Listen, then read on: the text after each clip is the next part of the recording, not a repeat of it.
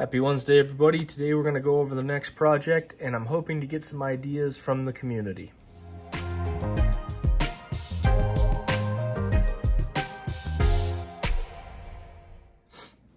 So we're going to go ahead and get started putting together my Woodchip high-side gondola cars. And I've been wanting to get to this project for a little while, but I haven't had the proper resources to do so. And I had a project. I was building a chicken coop for my chickens with winter coming, and I saved a bunch of the sawdust from that project, so now I can go ahead and get started on these. And I went ahead and kind of did a prototype car because I have two of the same road number here, and so if I screwed it up, not a terrible big deal, but I do think I like the way this turned out. It kind of has a nice worn down look, and I got to be careful touching this because the glue for the wood chips is still wet. But on camera, I think it has a pretty nice look, and I don't know, I think I'm ready to finally get started on this. But I would like some help from the community if anyone is willing to reach out and help me. These are all from Train Z lots that I've picked up over the last couple of years, so I've been collecting these for a while. I've done micro conversions on all of these.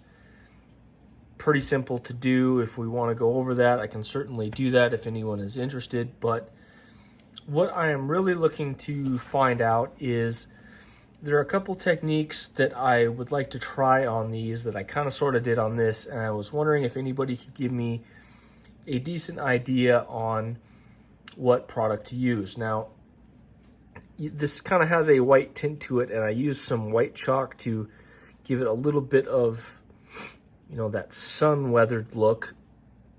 But I'd like to do that with rust as well. So if anybody knows any good chalk that you can get that you can break up to kind of do a little bit of dusting for the rust, I would like to know. I think I could make a decent look if I had the right product to do so. Also, what you clear it with when you're done using the chalk. I've never done that before, so if anybody has any insight on that, I would really appreciate it. The painting effects that I've done on these, I've done on lots of different things. This is just brown oxide acrylic paint. It tends to work pretty well, especially against black. It has a pretty good look. I like the way my trucks turn out when I painted that color. So I did some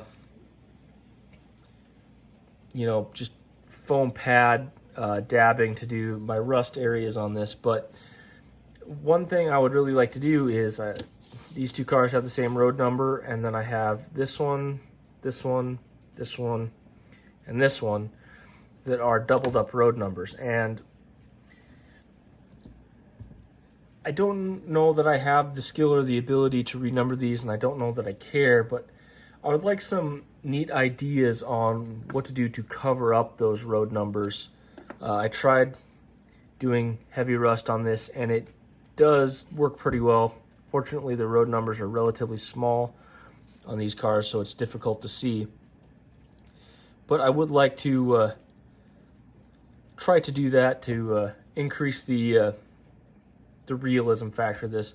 I'm also going to go ahead and paint all of my couplers like I did here, and we will do the hoses once this dries up and I can go about doing this properly. But the next couple videos, if I can get some people to reach back out to me, I would like to know that so I could start weathering these. But I think to start with, I'm going to go ahead and get the foam glued into these to act as filler. And once I do that, I will lay down a layer of paint just to hide any of the white. And then we will go ahead, and hopefully by that time I will have some people reaching out with me with some ideas on how to weather these properly. And then we can go ahead and come in and add the wood chips at that point. I've been doing some looking around online. Get my camera up here, and I'm finding some decent, like this, oh, that's a terrible picture. Some decent ideas, just random paint splotches here and there.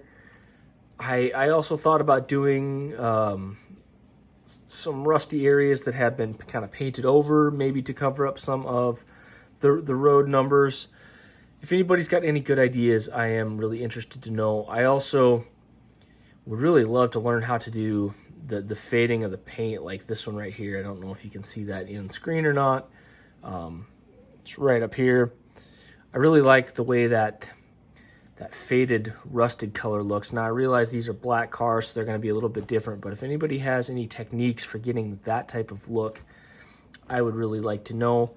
I would love to do a couple of cars that look faded like that. I've got 12 more of these to go ahead and weather and do whatever, so I'm willing to try a lot of techniques if anybody has any ideas for me. Really, this episode is more to reach out, to look for, you know, some newer techniques. This might be a viable option right here where it looks like it's had some paint and then some renumbering. I could maybe try to do that. I don't know that I'm steady enough to do numbers as small as these. But again, willing to try whatever. And quite honestly, I really, when I look at buying these wood chip cars, you know, pre-put together, you know, from Microtrains or whatever have you, the plasticky look is just terrible in my mind. And honestly, just for the little bit of time that I put into this, I think that is a much better look. So I'm hoping this whole project turns out, because I've really wanted to get this put together for quite a while now. So a little bit of rambling. I don't have a whole lot to show off today. I can do the once over again on this car, kind of show what everything looks like. We'll do the wheels once the wood chips dry up a little bit, but I do like the way this turned out. So all right, I hope I hear from you guys. Kind of a short video this week, but we will get deep into the weathering come next week. So I will see you this Friday. We are going to look at the Microtrain 60-foot Montana Railing boxcar. I've got some good things to say about that, so I will see you then. Have a good week.